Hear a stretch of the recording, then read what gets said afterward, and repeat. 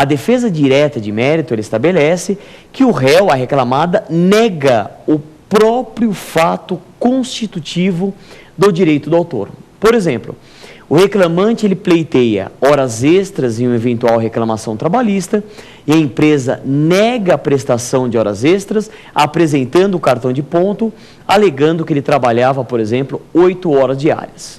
E o próprio artigo 74, o parágrafo 2º da CLT, fala que toda empresa que tem mais de 10 empregados, ela é obrigada a ter o cartão de ponto em registro manual, mecânico ou eletrônico.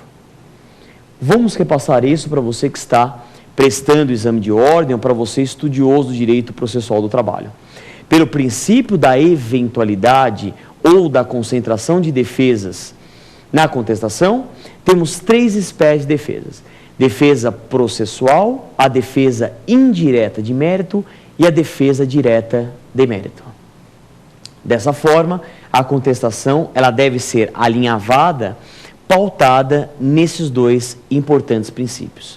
E sem dúvida, para você que está também na parte prática, para você que vai escolher a segunda fase do exame de ordem e direito do trabalho, tome cuidado na contestação.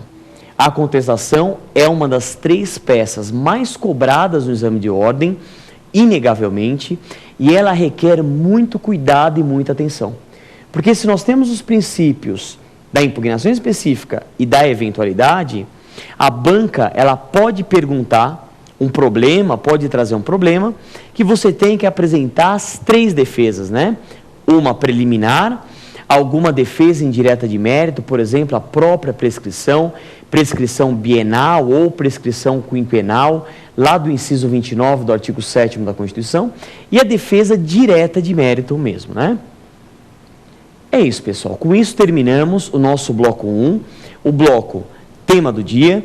Segura um pouquinho, daqui a pouco a gente vai começar o nosso bloco 2, que é o bloco Pergunte ao Professor, onde outras informações serão analisadas sobre o tema defesa da reclamada. Até daqui a pouco.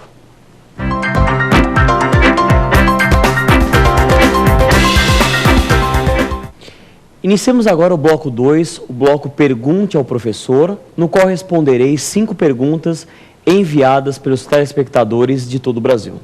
Falando nisso, envie a pergunta para a gente, e-mail provafinal@lfg.com.br, provafinal@lfg.com.br. Vamos analisar essas 5 perguntas, começando com a primeira pergunta. Professor Leone, quais as espécies, o prazo e a defesa da reclamada? Bom, como comentado no primeiro bloco, bloco 1, bloco tema do dia, vale a pena ressaltar e revisar essa parte do tema, que é extremamente importante, não só para quem está interessado no direito processual do trabalho, na defesa da reclamada, mas para quem está prestando o exame de ordem. Isso cai bastante, não só na primeira fase, mas também na segunda fase. Espécies de defesa da reclamada. Analisando a própria CLT, artigo 846, 847, 799, 800 e seguintes, nós encontramos a expressão defesa da reclamada e as expressões exceção de incompetência relativa e exceção de suspeição só. Todavia, aplicando-se subsidiariamente o Código de Processo Civil, nós temos outras espécies de defesa da reclamada. E quais são elas? Temos a contestação, repetindo, a exceção de incompetência relativa, a exceção de suspeição, também a exceção de impedimento e a própria reconvenção. Então, em uma análise inicial, teríamos estas 5 espécies: contestação, exceção de incompetência relativa, exceção de suspeição, exceção de impedimento e a própria reconvenção. Mas vem prevalecendo o entendimento, não só na doutrina, mas também na jurisprudência, que este rol ele é meramente exemplificativo, números apertos. Portanto, temos outras espécies de defesa da reclamada. E quais são elas? Impugnação ao valor da causa, ação declaratória incidental, intervenções de terceiro provocadas, forçadas ou coactas, denunciação da lide, chamamento ao processo e a própria nomeação autoria, impugnação à concessão do benefício da justiça gratuita, o próprio reconhecimento da procedência do pedido e inúmeras espécies de defesa da reclamada. Quanto à forma, a CLT aqui é um pouco omissa em relação a isso. Analisando o artigo 299 do Código de Processo Civil, temos que a contestação e a reconvenção serão oferecidas simultaneamente em peças autônomas, já a exceção será processada em apenso aos autos principais. Então, o ideal, o aconselhável na sua advocacia e na segunda fase do exame de ordem é a apresentação em peças autônomas, contestação, exceção, reconvenção. Todavia, admite-se a apresentação na mesma peça, tendo em vista o direito processual do trabalho ser regido pelos princípios do ius postulandi, simplicidade, informalidade, celeridade. Portanto, lá, na sua advocacia, ou eventualmente na segunda fase, não houver muitas folhas, a banca deu poucas folhas para você alinhavar a sua peça. Não tem problema. Você poderia fazer em uma peça só, tendo em vista o ius postulandi, a simplicidade, a informalidade, a oralidade, a própria celeridade. Já quanto ao prazo de apresentação da defesa, nós temos à luz dos artigos 846 e 847 da CLT, que após a abertura da audiência, será realizada a primeira tentativa de conciliação, não havendo acordo, defesa da reclamada, em até 20 minutos após a leitura da reclamação, se esta não for dispensada por ambas as partes. Então, a CLT ela prevê uma defesa oral em até 20 minutos. Mas é muito comum a apresentação em audiência da defesa escrita. Então, para o advogado da reclamada ou a reclamada no exercício do ius postulandi, ela pode apresentar ou a defesa escrita ou a própria defesa oral.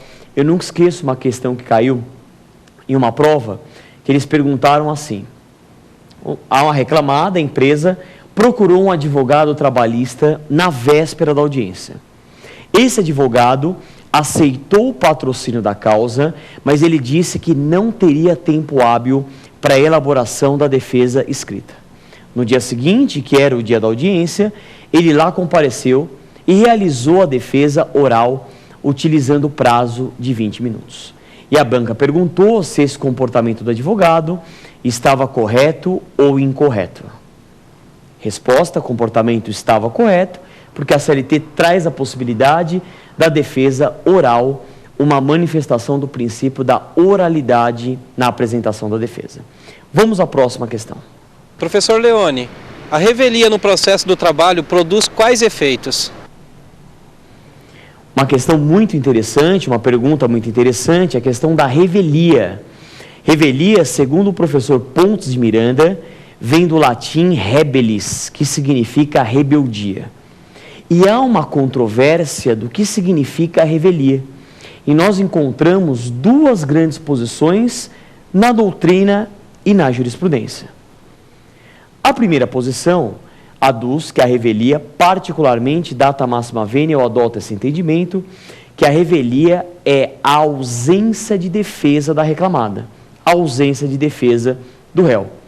Portanto, se o réu ele não apresentar contestação, por exemplo, mas apresentar reconvenção, não seria revel, porque a revelia representa inércia do réu. Não apresentando contestação, mas apresentando a reconvenção, ele não seria inerte. Então, a primeira corrente, a primeira posição defende que revelia é a ausência de resposta ou defesa do réu da reclamada. Já a segunda posição defende que revelia é estritamente a ausência de contestação. Portanto, se o réu, a reclamada, não apresentou contestação, mas ainda assim apresentou a reconvenção, ainda assim haverá revelia, porque a revelia é a ausência de contestação. Essa seria a segunda posição. E vale a pena trazer um detalhe também, que o artigo 844 da CLT prevê que a revelia seria a ausência da reclamada em audiência. Então, esse é todo o contexto do conceito da revelia. Agora, você não pode confundir, tome muito cuidado com isso, revelia com efeitos da revelia. Revelia é uma espécie de contumácia